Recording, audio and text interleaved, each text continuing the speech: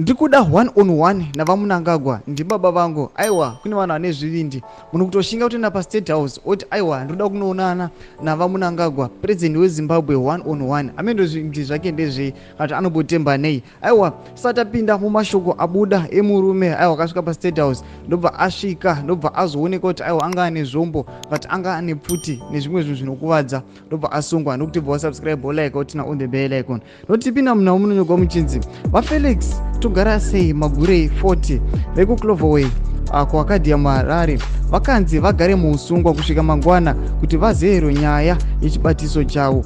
Sazvinonzi vachisvika pastate house vamagurei vanonzi vakamisa motokari yavo pamusuwo wemuyenzi ndokuburuka ndokutamba pamberi pemupurisa aipinda pastate house.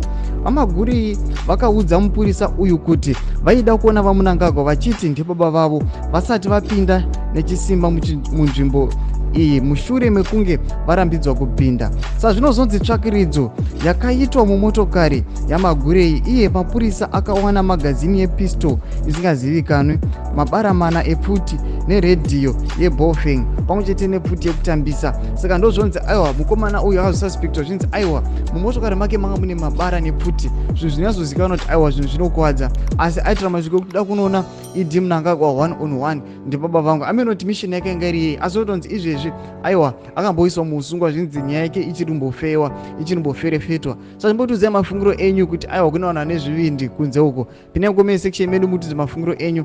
Musanga no subscribe kulike chinotina on the bell icon.